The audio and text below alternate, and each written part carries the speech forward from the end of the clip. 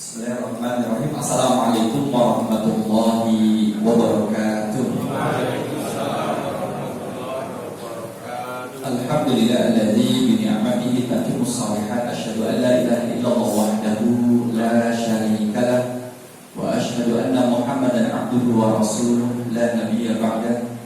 Allahumma shalli wa sallim ala nabiyyina wa rasulina Muhammad sallallahu alaihi wasallam wa ala alihi wa ashabihi wa man tabi'ahu bi ihsani ila yaumiddin. Amma ba'du. Bapak Ibu jamaah rahmatullah, sesepuh jenis sepuh alim ulama saya hormati Pak Heru, tadi baru saya WA belum dibalas.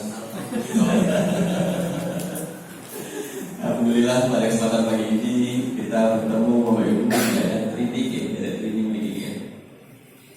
Pada kesempatan ini di bulan Zulqa'dah kita akan masuk bulan Zulhijjah. Identik dengan apa? Ciri-ciri bulan Zulhijjah. Idul Fitri kan nanti ada pembangunan jalan, itu tandanya Arab-Bodong. Bulan Zulhijjah itu tandanya nanti banyak yang ngate. Kasihan itu yang jualan sate. Ada saingan, tapi cuma bertahan cuma 1 hari, tanggal 10 Zulhijjah saja.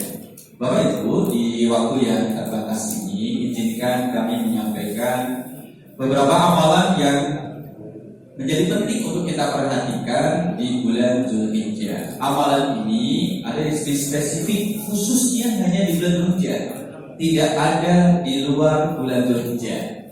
Karena dia hanya di bulan Zulhijjah dan tidak selama 1 bulan, lebih singkat lagi. Ada yang hanya berjangka 9 hari, ada yang berubah kemudian 3-4 hari, ada yang 1 hari. Amalan-amalan itu perlu kita ketahui, sehingga kalau pada jatuh pada waktunya kita sudah siap. Boten kagetan. Ini betul ya, betul. Tanggal 10 Zulhijjahnya itu. Maka di sini jemaah rahimahumullah, beberapa hal yang akan kita sampaikan nanti kemudian dikuatkan dari hadis maupun ayat Al-Quran. Nanti yang ada sekalian pertanyaan nanti bisa disampaikan di setelah pengajian. Kenapa? Inilah kemudian hikmahnya kita datang ke Majelis Taklim. Kalau ada yang perlu ditanyakan, langsung tanyakan kepada narasumbernya. Jadi kita tidak hanya belajar melalui media sosial.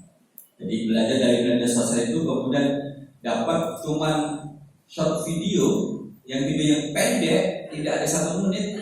Saya suruh menanggapi, Ustaz ini gimana pendapat Ustaz? Pendapat apa? Ini video ini. Nah, kalau tanya video ini, kenapa tidak tanya buat videonya, malah tanya ke saya? Jadi nggak tahu. Itulah kalau misalkan kita hanya sekedar menonton video, tidak bisa interaktif. Jamaah rahimahullah, di antara beberapa amalan di bulan Zulhijjah itu ada yang bermasa nanti adalah berbentuk puasa, kepada bentuk takbiran, kemudian juga amal soleh. Kita akan lihat ya. Kita akan lihat diawali dari hadis Rasul SAW. Ini hadis riwayat dari Imam Ibnu Hibban.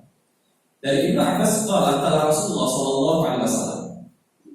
Keterangan dari Ibnu Abbas, dia berkata, Rasulullah sallallahu alaihi wasallam bersabda, "Ma min ayyamil amali shalih fiha ahabbu ila Allah min hadhihi al-ayyamil 'ashri."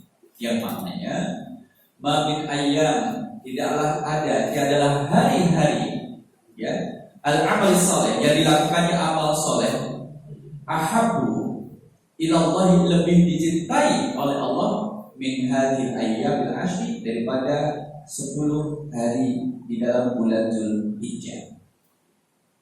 Kalau Allah cinta terhadap amal soleh yang lainnya, maka di bulan Zulhijjah ada 10 hari. Jika kita beramal soleh, Allah akan lebih cinta terhadap amal soleh itu. Berarti 10 hari ini harus kita perhatikan. Nah, kalau dalam soal Fajr, a'udzu billahi minasyaitonir rajim, wal fajr walayalin 'ashr. Jadi walayalin 'ashr dan malam 10 itu juga dalam fase menyebutkan itu adalah 10 malam pertama di bulan Zulhijjah. Nah, jadi kita bisa melihat bahwa kalau sudah masuk di bulan Zulhijjah, hati-hati, siap-siap ya. Siap-siap, ini sudah masuk nih, sudah masuk bulan Zulhijjah. Maka kemudian diperbanyak amal solehnya. Bapak Ibu yang kemudian tidak berkorban di tanggal 10 Zulhijjah, atau mau berkorban di tanggal 11 Zulhijjah, atau tanggal 12 Zulhijjah, atau tanggal 13 Zulhijjah yang terakhir sudah ada rencana dan sudah ada dijadwalkan, maka sejak tanggal 1 Zulhijjah tidak memotong kuku dan tidak memotong rambutnya, rambut sahibul kurban yang membeli kurban tadi. Kalau sudah ada rencana, kalau misalkan belum ada rencana, ya tidak berlaku. Dan itu hukumnya adalah sunnah. Rasul menganjurkan melaksanakan dapat pahala, mengingkari dapat dosa, mengingkari dapat dosa. Kalau tidak mampu melaksanakan, malah nggak apa-apa. Masa nggak mampu saya akan berkorban tanggal 10. Tapi ini kuku saya sudah sobek. Kemarin nyambut tahun kena sobek jadi harus dipotong. Jadi nggak apa-apa. Dengan tidak mengingkari adanya sunnah untuk tidak memotong kuku. Ini kalau tidak dipotong nanti malah bisa lebih tidak beraturan sobeknya. Kemudian terus dipotong. Itu boleh. Saya gatel ini saja sih nggak potong rambut, tapi kok gatel kayak gini. Kemudian terus dipotong. Karena dia merasa gatel dan karena ada yang diobati dari luka yang ada di kepalanya, itu pun boleh. Jadi karena apa? Karena ada hajat, ada kebutuhannya, bukan karena mengingkari adanya sunnah. Nah, ini jamaah Allah. Maka menjadi penting untuk mengetahui kapan mulainya 1 Zulhijjah. Kapan mulai? Ya 1 Zulhijjah ini kebayang. Matematika ini. Nanti lebarannya tanggal 10 itu jatuh tanggal 6 Juni. Apa nih? Jumat lagi apa? Jumat Pon. Jumat Pon Jumat Pon. Saya tahunya adalah Gunung Jungko Segoro Asap. Tahu hitungan itu kan?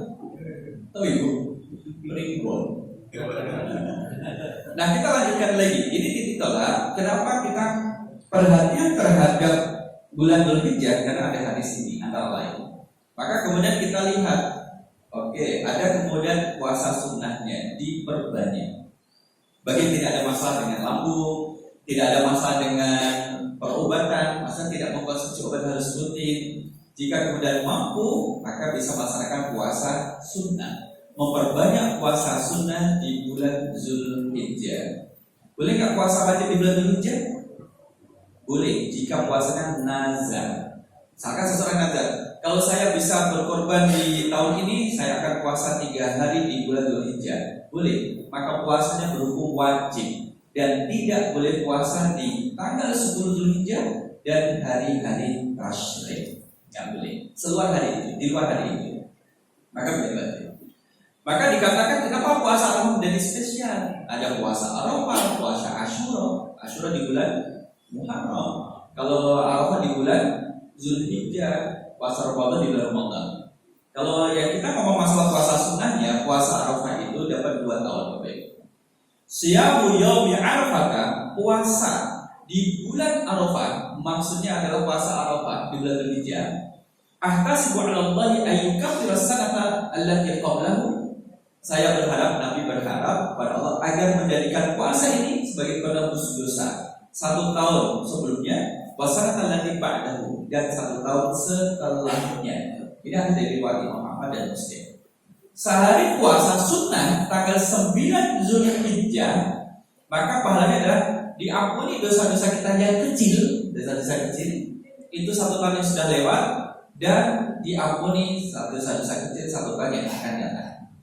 Kenapa saya sebutkan dosa kecil?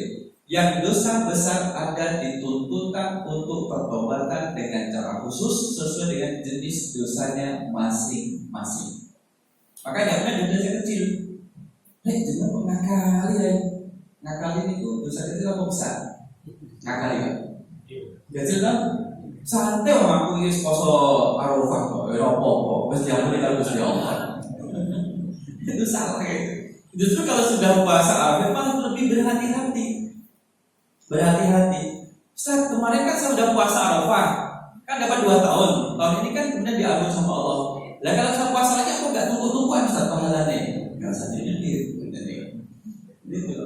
Nah ini kemudian Rasul SAW menggunakan kata siam, bukan saum tapi siam. Jadi adalah puasa berdampak. Puasa yang berdampak. Puasanya itu kemudian ada efeknya. Puasa tapi tidak berbohong, itu puasa berdampak. Puasa tapi tidak ngambil barang orang lain. puasa tapi tidak kemudian menzalimi orang lain, itu puasa berdampak. Maka Bapak Ibu yang hadir di pengajian ini, kemarin kan kita jadi alumni Ramadan atau alumni Ramadan? Alumni Ramadan. Alumni Ramadan atau alumni Ramadan? Kalau alumni Ramadan berarti berarti hanya sekedar tidak makan minum. Tapi pelakunya masih kayak gitu aja. Ya kadang ngakali, kadang ngambil barang orang lain. Tapi kalau kita menjadi alumni Ramadan, maka la'alakum tattaqun itu kita tarik. Jazaul hasanati hasanatu ba'daha. Balasan dari kebaikan yang kita lakukan adalah melahirkan kebaikan setelahnya. Kemarin puasa fardu sudah dilaksanakan, puasa wajib Ramadan, maka akan diikuti dengan puasa-puasa sunnah setelahnya. Kita melaksanakan sholat fardu sudah dilaksanakan, maka kalau ada sunnah ba'diyahnya, kita laksanakan sunnah ba'diyahnya. Kita yang kemarin sudah melaksanakan menunaikan zakat, maka sudah diikuti dengan ibadah infak dari sedekah. Terus seperti itu. Kalau memang menjadi ciri bahwa ibadah yang kita lakukan itu diterima, maka akan mengundang ibadah setelahnya. Masih 20 menit lagi, masih 25 menit lagi. Jamaah rahimakumullah, masih berkaitan dengan puasa Arafah ini. Bagaimana dengan jamaah haji yang ada di tanah suci? Ada yang haji kok tidak haji? Ada yang ingin haji? Jadi, insya Allah mudah-mudahan kita diberi kesempatan Allah untuk melaksanakan ibadah haji. Yang bagi masa ibadah haji tidak berpuasa. Jadi jangan menjadi guyuran sama yang haji. Kamu lagi di mana? Lagi di Arafah nih. Ini mendingan kami nih di Trianggo. Kami lagi puasa Arafah. Pahala dosa kami gak boleh oleh Allah.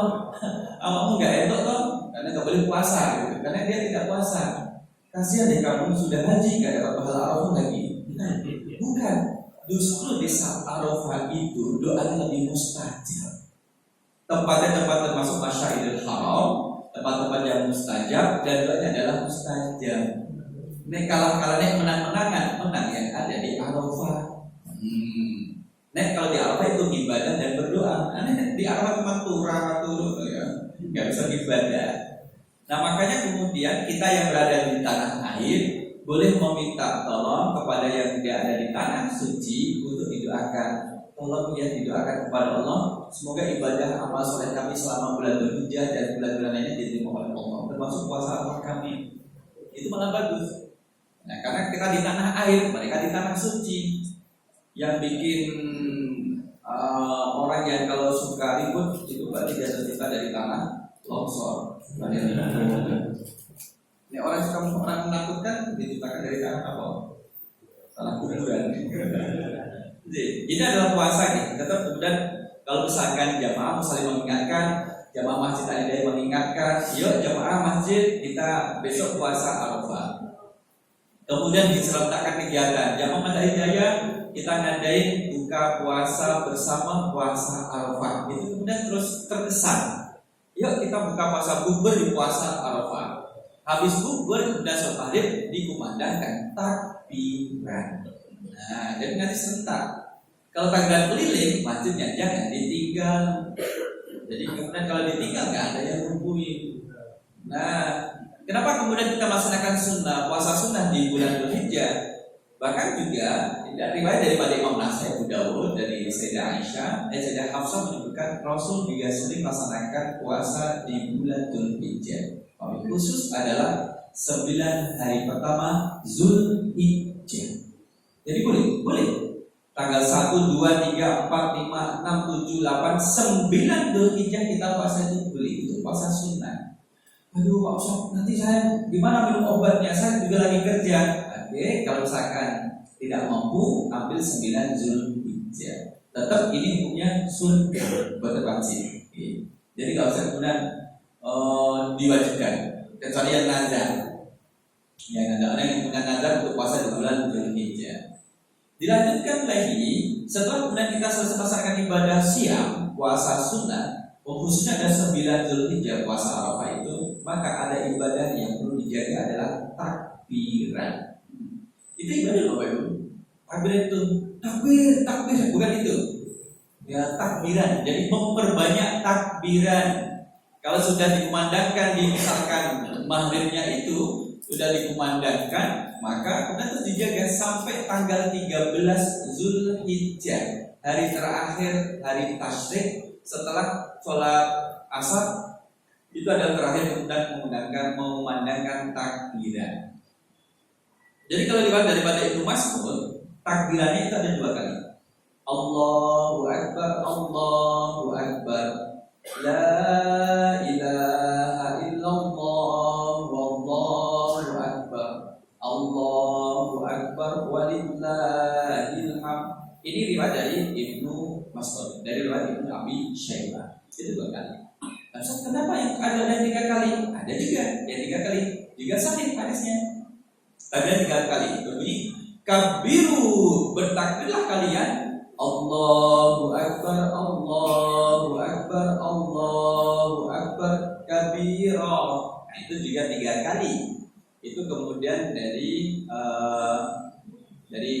Asy-Sya'ni. Kemudian juga ada lagi, Allahu Akbar, Allahu Akbar, Allahu Akbar, kabira. Ini kita bisa lihat di Sunan Al-Kubra punya Imam Al-Baihaqi. Itu 3 kali.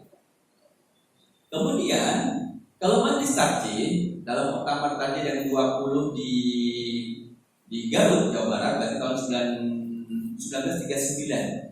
1939 sekarang ini 1446. Ini tahun akhir Rabiul Akhir. Kok 1939 ya? Jadi di Garut itu melafalkan bahwa takbir Allahu Akbar itu diucapkan 2 kali. Sehingga kemudian di Masjid Muhammadiyah itu kemudian takbir adalah 2 kali. Apa rasa kedinginan ya? Jadi kita lanjutkan lagi.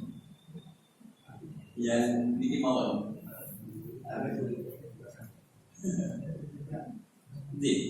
Nah, jamaah rahimahumullah, kapan kemudian mengucapkan takbir? Takbiran tadi yang kemudian kita sampaikan bahwa memperbanyak takbiran, tahlil, tahmid menjelang hari raya Idul Adha itu dimulai ketika wukuf di Arafah. Bagi yang kemudian sedang wukuf ya, sedang wukuf. Tanggal 9 Zulhijjah sampai akhir tanggal 13 Zulhijjah.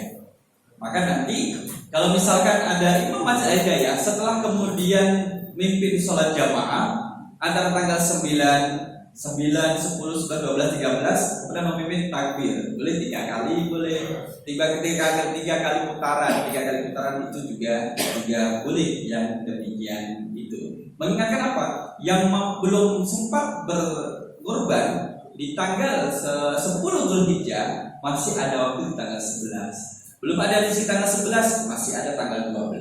Belum ada rezeki tanggal 12 masih ada tanggal 13. Belum ada rezeki tanggal 13. Ayo kapan? Ya tahun depan insyaallah. Jadi maka Rasul mengingatkan kita, man lahu sa'atun falam yudhi fala yaqrabanna musallana. Maka siapa yang lahu sa'ah, kelapangan secara finansial, kelapangan rezeki, punya kelapangan kemudian tidak falam yudhi, tidak ikut berkurban, tidak ikut menyembelih hewan kurban, fala yaqrabanna musallana. Jangan sekali-kali dekati tempat salat kami. Nah, sehingga kemudian kita berdoa kepada Allah, diberi kelapangan rezeki dan kemudian digerakkan hati untuk berkorban. 1 bagian boleh, 2 bagian boleh, 3 bagian boleh, 1 ekor sapi boleh. Nah, itu juga boleh kan seperti itu. Nah kemudian ya Allah, saya nggak bisa Ustaz, saudara itu nggak cukup uang saya nggak bisa berkorban. Jadi apa? Kemudian bisa bantu orang yang sedang berkorban. Maka kemudian kalau ada panitia korban, ya benihnya akarnya kan dulu Nabi SAW pernah meminta kepada Ali, wahai Ali, sembelihlah binatang korban ini punya Nabi, kemudian bagikanlah. Itulah kemudian Ali bin Abi Thalib melaksanakan tugas, melaksanakan amanah dari Rasul untuk menyembelih kurban dan membagikannya. Sekarang disebut dengan panitia kurban. Jadi ini apa? Pakai kaos seragam kurban.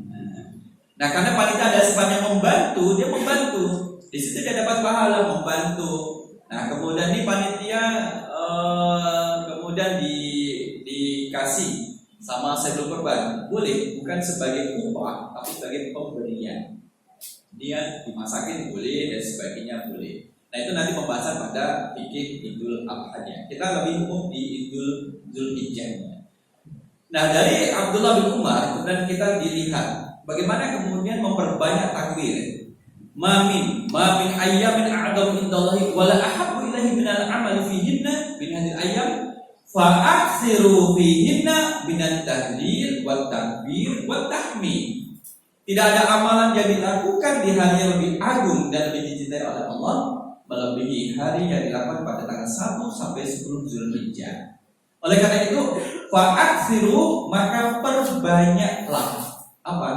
Fihina di dalam 10 hari pertama itu minat tahlil dari kalimat tahlil la ilaha illallah. Wat takbir dari kalimat takbir Allahu akbar Allahu akbar Allahu akbar Allahu akbar berzikir. Wat tahmid dan juga tahmid ya dan alhamdulillah. Itu kemudian diperbanyak. Ini riwayat dari Imam Ahmad ya. Dan sanad disahihkan oleh Imam Ahmad Syakir. Nah, dari sini zaman Rasulullah ternyata banyak amalan yang bisa kita lakukan ketika di bulan Dzulhijjah. Bahkan kita bisa beraktivitas. Jadi kan berzikir kan juga bisa beraktivitas. Ibu kalau masak sambil berzikir sakit apa betul? Sakit kan? Tangan kiri goreng, malik tempe goreng, tangan kanan nyambel, kaki kanan ngepel sakit. Semua beraktivitas. Dan itu memungkinkan Pak Idoda dilakukan oleh ibu-ibu. Selaput otak perempuan itu lebih tebal dari selaput otaknya laki-laki. Sehingga dalam satu waktu perempuan bisa melaksanakan kerjaan lebih dari satu macam. Nanti bapak-bapak kita Pak, saya tahu lagi mau Quran, saya tahu lagi buka HP, nggak bisa nyambi. Karena otak pelapis otaknya lebih kecil. Gitu. Maka yang sibuk di rumah itu ibu-ibu atau istri. Yang sibuk di rumah ibu-ibu atau istri? Nah, dua-duanya. Nah, kemudian juga ya rahimahumullah. Kemudian Rasul bagaimana kalau di dalam hadis riwayat Ibnu Abi Syaibah dikatakan annahu kana yukabbiru min salatil ghadati yauma Arafah ila salatil dhuhri min akhir ayyam tasyriq. Bahwa Umar dulu pernah bertakbir setelah salat subuh, ini masa setelah salat subuh tanggal 9 Dzulhijjah sampai zuhur setelah zuhur sampai kemudian tanggal 13 hari tasyrik ba'da zuhur itu selesai. Itu adalah Umar. Jadi dari waktu subuh tanggal 9 Dzulhijjah sampai nanti zuhur hari tasyrik. Boleh itu Umar melakukan yang demikian itu. Maka meskipun ini bukan hari libur, kan kalau tanggal 1 Dzulhijjah kan tidak libur, tetap kita kerja di kantor, di jalan, di pasar, di lapangan, tahlil dan takbir. Itu bisa kita lakukan karena melaksanakan apa yang dicontohkan oleh Nabi Sallallahu Alaihi Wasallam. Kemudian juga jangan dilakukan di dalam kamar mandi. Takbirannya itu, boleh karena bukan tempat yang bersih. Tunggu nanti kalau sudah selesai keluar dari kamar mandi. Nah kalau misalkan bapak ibu mau berangkat sholat Idul Adha, maka kan sunnahnya ketika dalam perjalanan juga bisa takbiran. Bapak ibu boncengan bisa guna takbiran bareng. Yang pakai mobil bisa takbiran bareng. Yang jalan kaki bisa takbiran bareng. Itu menjadi sunnahnya, dianjurkan. Kalau berangkat dan pulangnya maka cari jalur yang berbeda. Yang memiliki lapangannya putih. Oh Pak Ustaz, rumahku dekat lapangan ya, cuma satu jalan maklib 5 langkah nyampe. Nah, gampang. Kalau berangkatnya kan harus cari jalan yang berbeda dengan pulangnya. Dengan berangkat lewat belakang rumah ke lapangan, dan selesai dari lapangan masuknya lewat depan rumah, itu sudah berbeda. Masuk muter ke Gunung Kidul gitu berjalan. Nanti nyampe di rumah malah sudah selesai. Sudah selesai. Apalagi macet lagi dan sebagainya. Makanya hari raya Idul Adha itu kan waktunya panjang Bapak Ibu. Gitu. 3 hari. Ya, 4 hari, 10, 11, 12, 13. 4 hari itu panjang. Prabowo disebut dengan bodo gede, bodo korban, bodo gede. Kapan bodo besar? Bodo besar kalau bodo gede. Bodo besar. Nah, lanjut kepada amal yang lain. Amal soleh. Mari kita lihat amal soleh. Pada amal soleh ini, jamaah rahmatullah, seperti di hadis tadi. Bahkan kemudian dibandingkan dengan jihad.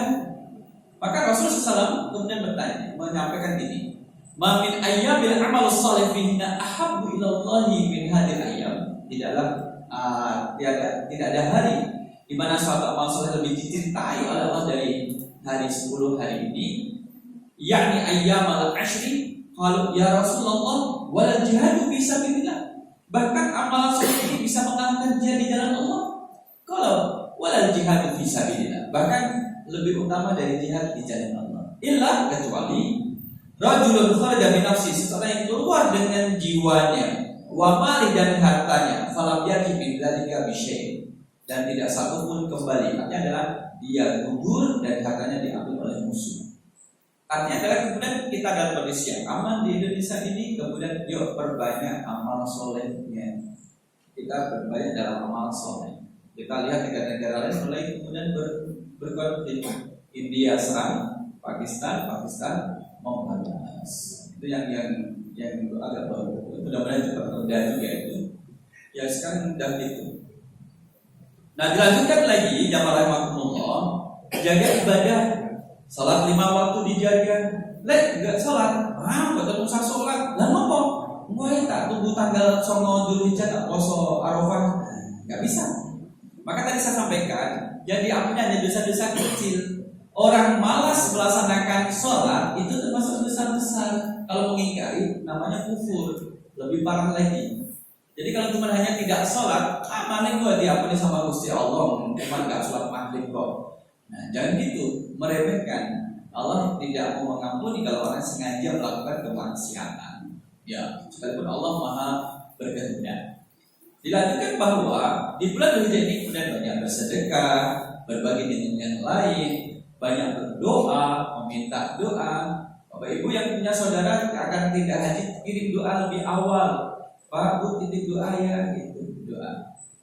Jadi mumpung masih belum ramai, nanti kalau sudah punya haji mungkin tidak sempat untuk memanjatkan doa karena sudah ramai.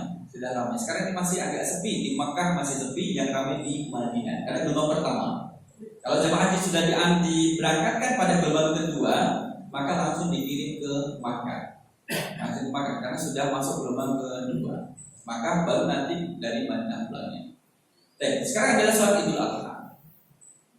Sholat Idul Adha ini kemudian dari hadisnya dari Imam An-Nasai begini, Qadima Rasulullah sallallahu alaihi wasallam al-Madinah. Ketika Rasul sampai di Madinah, ya, walahum yaumani yal'abuna fihima. Orang Madinah itu memiliki 2 hari di mana mereka merayakannya.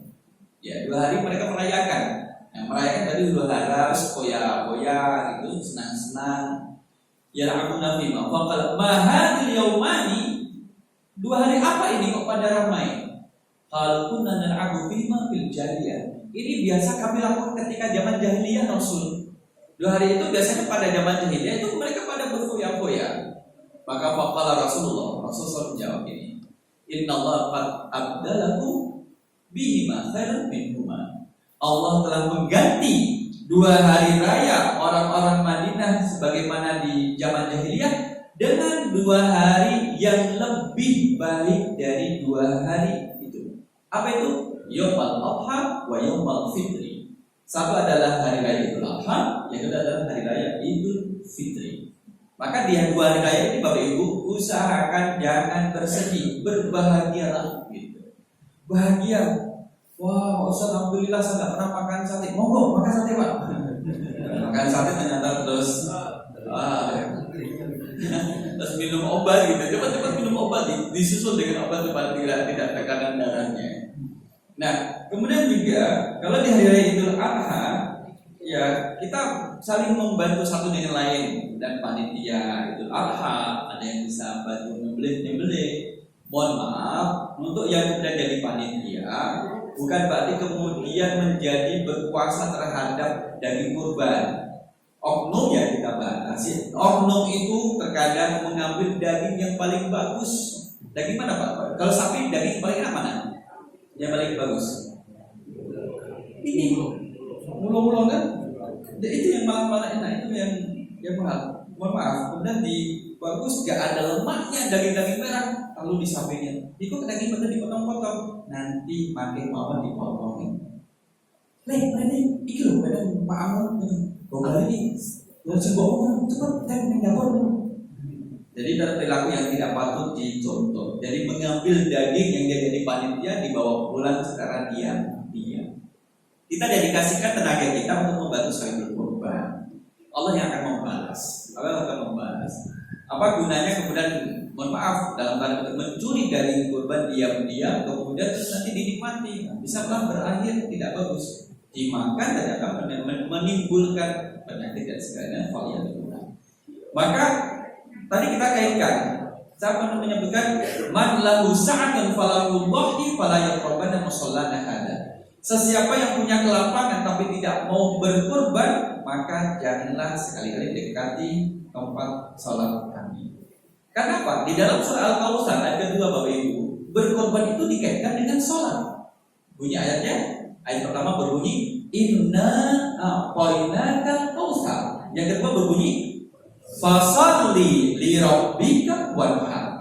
Fasalli maka dirikanlah salat. Li rabbika karena Tuhanmu wanhar dan berkorbanlah. Maka salat ada kaitan dengan korban. Orang yang mengerjakan sholat ketika ada kemampuan untuk berkorban, maka berkorban.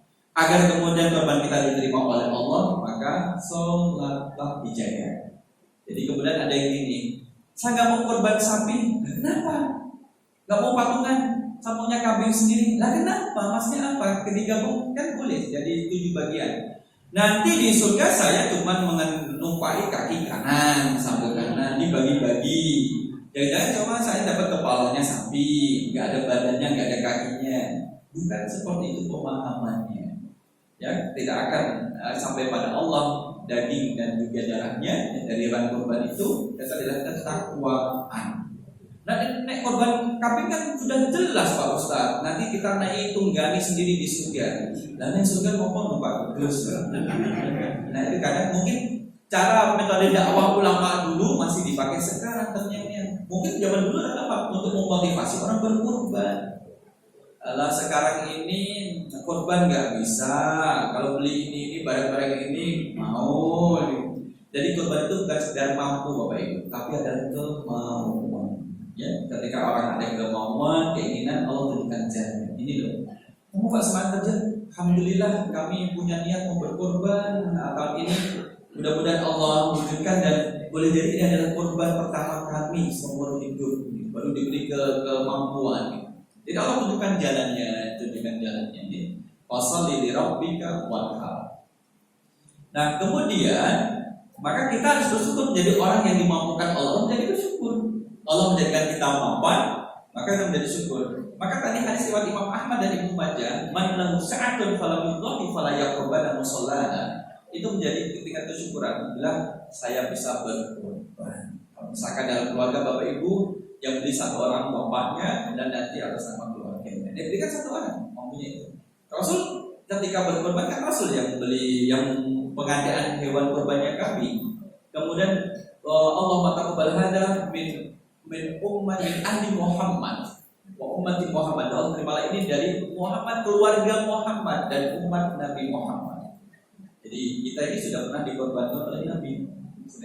Sudah dapat karena Nabi ketika berkorban menyebut nama untuk umatnya. Nah inilah ibu bapaknya warahmatullah sesuai dengan yang disampaikan Pak Heru pada saya sampai jam 7.45. Ini jadi apa yang perlu kita catat di sini tentang kita amalan-amalan ibadah di bulan Dzulhijjah.